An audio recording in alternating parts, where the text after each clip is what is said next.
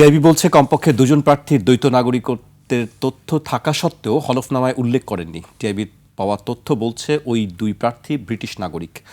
হলফনামায় তথ্য গোপন করার বিষয়ে টিআইবির প্রতিবেদনে বলা হয়েছে, একজন প্রার্থীর ঘোষিত নির্ভরশীলদের নামে 2013 সালে যুক্তরাজ্যে কেনা 1.4 মিলিয়ন পাউন্ড বা 210 কোটি টাকা মূল্যের বাড়ির সম্পৃক্ততার তথ্য রয়েছে, যা ওই প্রার্থীর হলফনামায় উল্লেখ করা হয়নি।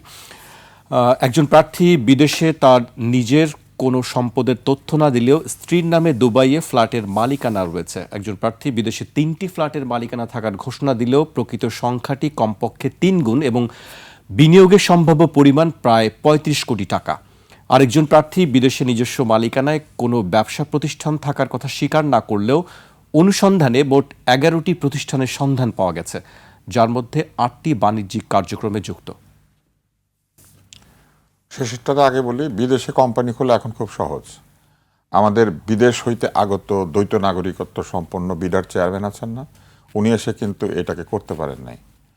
ঠিক এখনো বাংলাদেশে বসে বিদেশে কোম্পানি খোলা যায় খুব সহজে। আপনি যদি আমেরিকাতে কোম্পানি খুলতে চান, ফেসবুকে ঢুকে কোম্পানি খুলতে পারবেন। বিদেশ থেকে দেশে রেমিটেন্সের টাকা আসে নিরাপদে। তাই আজই আপনার আপনজনকে বলে রাখুন, রেমিটেন্সের টাকা যেন শুধু নগদেই পাঠায়। আপনি যদি ইংল্যান্ডে কোম্পানি খুলতে চান, ইউরোপের যে কোনো দেশে কোম্পানি খুলতে চান, অধিকাংশ দেশে, যে কোনো নয়, আপনি যদি মালয়েশিয়া, সিঙ্গাপুর, থাইল্যান্ডে কোম্পানি খুলতে চান, আপনি বসে মোবাইল দিয়ে খুলতে পারবেন। এইগুলি কি বন্ধ হয়েছে? ফলে বিদেশে 10টা-12টা কোম্পানি খোলা কিচ্ছু না। আমি আপনাকে একটা উদাহরণ দিই, বিদেশে একটা কোম্পানি খুলতে, গোপন করলে অন্য কথা, কিন্তু বিদেশে কোম্পানি খুলতে বেশি টাকা লাগে না, বরং বাংলাদেশে কোম্পানি খুলতে বেশি টাকা লাগে। শুধু রিক্সা ভাড়া, গাড়ি ভাড়া এগুলা দিতে যে টাকা লাগে, ওই টাকা দিয়ে আপনি খুব সহজে সিঙ্গাপুরে কোম্পানি খুলতে পারবেন। জি, এবং ঘুষ তার সাথে আসে। তো প্রকাশ করলেই এবার আসেন দ্বৈত নাগরিকত্ব।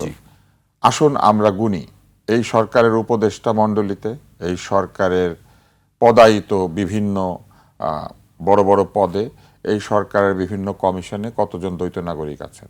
বাংলাদেশের ভূত ভবিষ্যৎ, বাংলাদেশের দরজা খোলা, দরজা বন্ধ করা, বাংলাদেশের জন্য সামনে সভ্য হওয়া, অসভ্য হওয়া, এগুলো সব দ্বৈত নাগরিকরা এসে করতে পারে। শুধু বাংলাদেশে ইলেকশনে দাঁড়াতে পারে না। এটা খুব অদ্ভুত ব্যাপার না? বাংলাদেশের মাথা মুন্ডু গোল করে দিতে পারে ওনারা।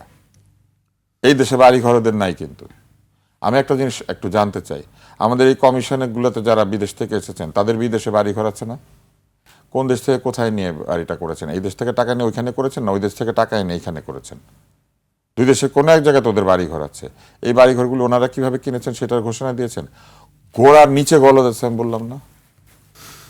মাছের মাথা কোত্থেকে পচে জানেন? বা মাছ পচে কোত্থেকে? মাথাই পছন্দ হয়। মাছের মাথার থেকে পচা শুরু হয়। বড় মাছের মাথাটা, বড় মাথাটার থেকে পচা শুরু হয়। তো বাংলাদেশের গোড়ায় গলদ, বাংলাদেশের মাথায় গলদ। বাংলাদেশে কয়টা, 2টা না 5টা 10টা লোক দ্বৈত নাগরিকত্ব নিয়ে নির্বাচন করতে এসেছে। আহারে হায়রে হায়রে, কত হাহাকার। আমি আরেকটা জিনিস জিজ্ঞেস করি তো, আপনি মেয়র হইতে পারবেন দ্বৈত নাগরিকত্ব নিয়ে, এটা একটা উজবুকি আইন না? একটা তুগলকি আইন না? জি, স্থানীয় নির্বাচনে তারা স্থানীয় নির্বাচনে আপনি হতে পারবেন। এবার আপনি শোনেন, 5000-এর কাছাকাছি ইউনিয়ন আছে, 5000-এর উপরে। 5000 বিদেশি নাগরিক এসে চাইলে পরে বাংলাদেশের ইউনিয়ন পরিষদ কন্ট্রোল করতে পারে। 64টা জেলায় গিয়ে, উপজেলা যতগুলো আছে সেখানে বিদেশি নাগরিকরা যেতে পারে।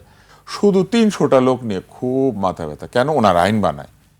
এই জুলাই সনদ তো বলছে ওনারা আইনও বানাতে পারবেন, আইন যেটা বানিয়ে দেওয়া হয়েছে ওইটা ওনারা পাশ করবে।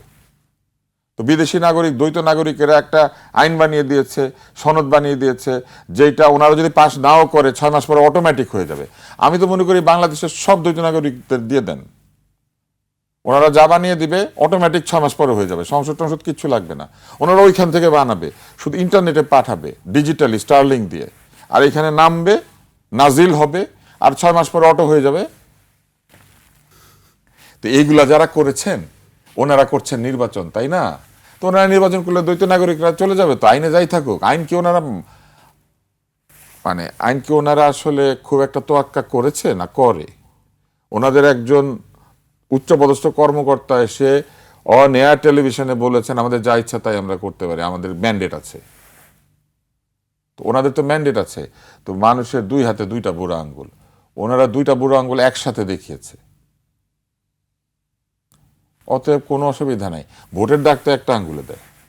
ওনারা 2 আঙ্গুল দেখিয়ে দিয়েছে ভোটকে, একদিনে 2 ভোট করছে, একটা গণভোট, একটা সংসদ নির্বাচন, এবং ওই গণভোটের মধ্যে আবার 2টা দরজা, একটা দিয়ে নাকি বাংলাদেশের চাবি, আরেকটা দিয়ে নাকি বাংলাদেশের চাবি নাই। জি, ওনারা রাষ্ট্রের টাকা গণভোটের পিছনে খরচ করছে।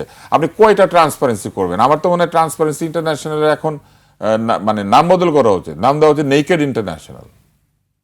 কারণ এত নগ্ন মানে অব্যবস্থা বাংলাদেশে শুরু হয়েছে, হচ্ছে এবং চলছে, এটা তো বন্ধ হওয়ার কোনো নমুনা দেখা যাচ্ছে না।